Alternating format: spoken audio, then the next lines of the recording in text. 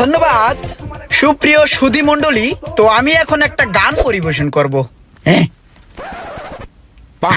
কুল গেল বলে, কুল গেল বলে কুকিল ডাইকা পেরেশান, কুল মজাইতে আইছে রে কালাসান। তোরা নগরবাসী খুব সাবধান, কুল মজাইতে আইছে রে কালাসান। বাঁশি বাজাই পদবীর তলি, নাইতে গিয়া নামিস না কেউ যমুনার জলে। কুল হারাবি হয় না কুলে, কুল হারাবি হয় না কুলে, শুনলে পোরা বাঁশির টান, কুলম যাইতে আইছে রে কালাসান। নগরবাসী খুব সাবধান, কুলম যাইতে আইছে রে কালাসান। বাবা বাহ, সেই গাও সেই। অনেকদিন পরে একটা বাবের গান শুনলাম, সেরা সেরা। ঠিক আছে, কেউ উত্তেজিত হবেন না ভাইরা। স্যার তাহলে আসি আমি। ইতিমধ্যে আমাদের সুনামধন্য একজন স্টুডেন্ট মোহাম্মদ ইমরান হোসেন গান এবং নৃত্য পরিবেশন করে শোনালেন। ইমরান ভাইকে অসংখ্য ধন্যবাদ। এখন আমাদের মাঝে প্রতিভা নিয়ে আসবেন সোহাগ ভাই। আমরা সোহাগ ভাইকে আকুল আবেদন করতেছি মঞ্চে আসার জন্য। কিরে, তুই আমার নাম কই দিয়েছিস না? আরে না, আমি কিছু কইনি। হ্যাঁ, প্লিজ সোহাগ ভাই। ফাউল দেও দি।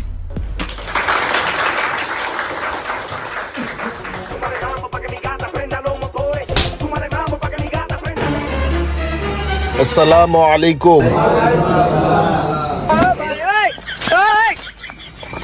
আজকের এই বিদায় অনুষ্ঠানে আমাদের এই Mizan mobile repair training centre থেকে যারা কোর্সটা কমপ্লিট করে সার্টিফিকেট নিয়ে আমাদের থেকে বিদায় নিচ্ছে তাদের জন্য, তাদের সকলের জন্য রইল আমার প্রাণ ঢালা শুভেচ্ছা ও ভালোবাসা। আর এই মুহূর্তে আমি একটা ইসলামিক সঙ্গীত গেয়ে শোনাবো। বন্ধু ভুলে যেও না কখনো, যেখানেই থাকো যেভাবেই থাকো, মনে রেখো আমিও আছি তখনো। বন্ধু ভুলে যেও না কখনো।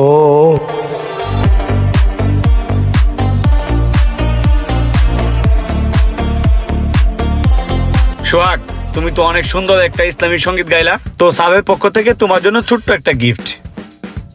আরে সারস না, আমার দিছে। আমার কাছে থাক। স্যার তো আমার টলে টানটানি করস কে? ইমরান, তোমার জন্য এই কলমটা। স্যার এটা কোনো কথা হইলো? গান গাইতে ফাইডা যায়, যেই সুন্দর একটা গান গাইছে আর যেই ড্যান্স দিছি তার প্রতিদিন একটা কলম।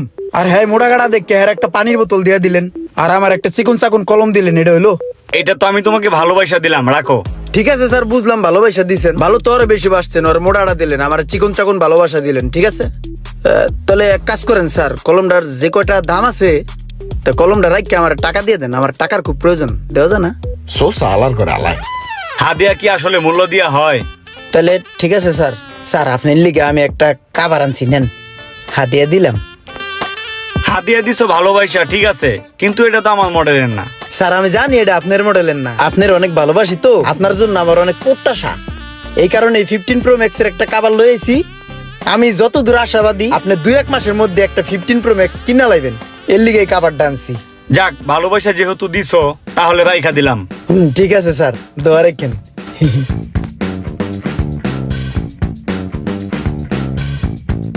কিরে ওই, তুই যে কিপটা, তুই সারা যে কাভার দিলি কয়টা কিনছস? আর কি এর কিনছি, আইতাছি রাস্তায় টোকাই পাইছি, পকেটে লয়ে লইছি, এখন কাজে খাড়াই দিলাম। তুই একটা আস্তা বাটপার রে আলাই। খুবটা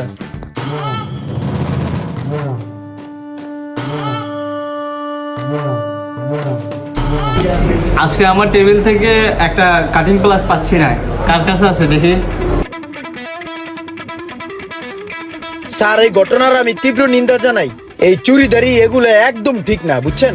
অনেক সময় অনেক স্টুডেন্টরা মনে করে কি জানেন, যে স্যারদের ব্যবহৃত কোনো জিনিস নিয়ে গেলে তার কপাল খুললে যাবে। এটা তো কপাল খোলা না রে বোকা, এটা তো চুরি। স্যার এই ঘটনাকে আমি মন থেকে ঘৃণা করি স্যার।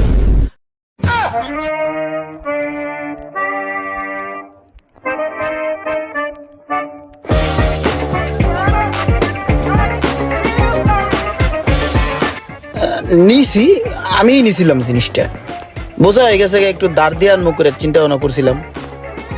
তাহলে ঠিক আছে, লে যান।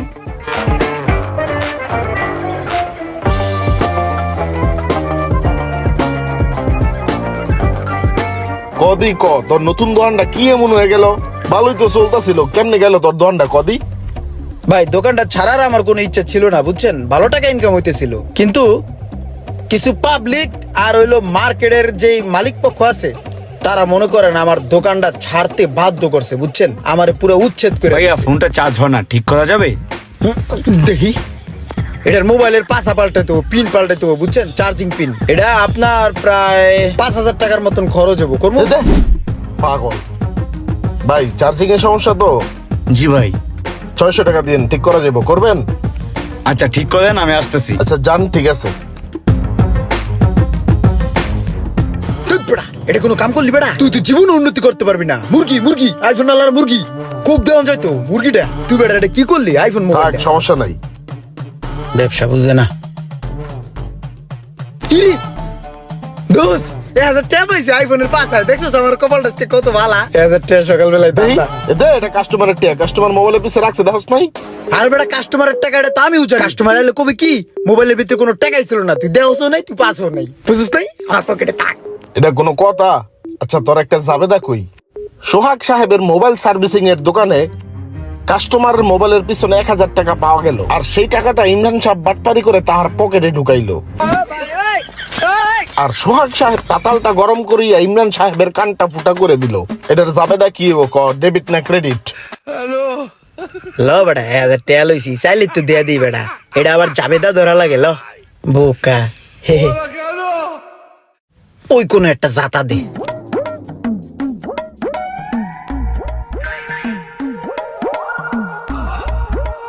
ইয়েস, 600 টাকা ধান্দা। বেড়া কাম করছে না, দামদার কি হলো? এ দে, এটা কাস্টমারে দিয়ে দিই। ভাইয়া আমার ফোনটা ঠিক হয়েছে? হ্যাঁ ভাই, এই যে আপনার মোবাইলের চার্জিং পোর্ট ঠিক হয়ে গেছে, আর এই যে 1000 টাকা ছিল মোবাইলের পিছনে, আমি দেখছি, দেখে আমি হেফাজতে রাখছি, আপনারা দিয়ে দিলাম।